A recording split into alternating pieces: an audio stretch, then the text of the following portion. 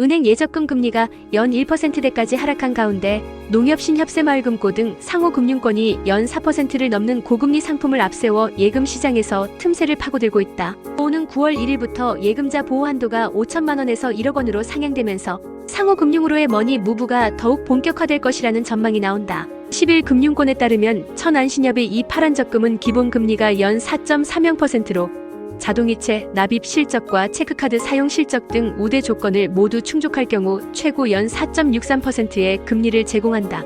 월 최대 100만 원까지 1년 이상 5년 이내로 납입 가능한 상품으로 온라인 플랫폼인 신협온뱅크와 리온브랜치를 통해 비대면 가입이 가능하다. 이촌새마을금고의 MG더뱅킹 정기적금은 기본금리 4.00%, 최고 4.5%의 금리를 제공하며 부평농협의 주머니 정기적금도 최고 연 4.1%의 금리를 적용받을 수 있다. 이들 상품은 월 납입액이 50만에서 100만원 수준으로 제한되지만 여전히 시중은행 금리에 비해 매력적인 수익률을 자랑한다. 상호금융권은 고금리 특판 상품으로 고객 유치에 열을 올리고 있다. 최근 잠실새마을금고가 선보인 1년 만기 연 3.6% 예금 특판은 출시 일시간도 채 안 돼 완판됐다. 온라인 커뮤니티 등에서는 전국 단위조합의 고금리 상품 정보가 빠르게 공유되며 예테크족들의 관심을 끌고 있다. 실제로 상호금융권으로 자금 유입은 가파른 증가세를 보이고 있다. 한국은행 경제통계 시스템에 따르면 새마을금고 신협농협수협산림조합 등 상호금융권의 수신 잔액은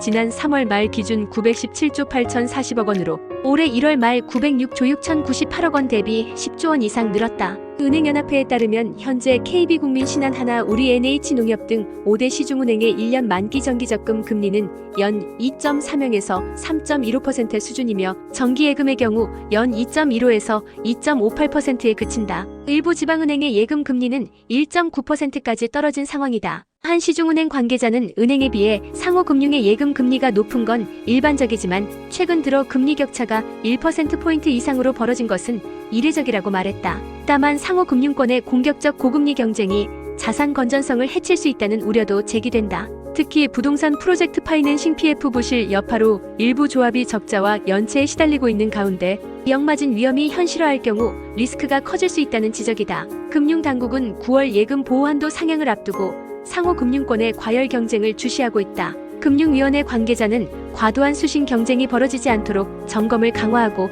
유동성과 건전성이 취약한 단위조합에 대해서는 집중적인 관리에 나설 것이라고 밝혔다. 예금자 보호 한도 상향과 고금리 유치 경쟁이라는 변수 속에서 상호금융의 공격적 확장과 금융시장 내 자금 재편이 어떤 파장을 낳을지 주목된다.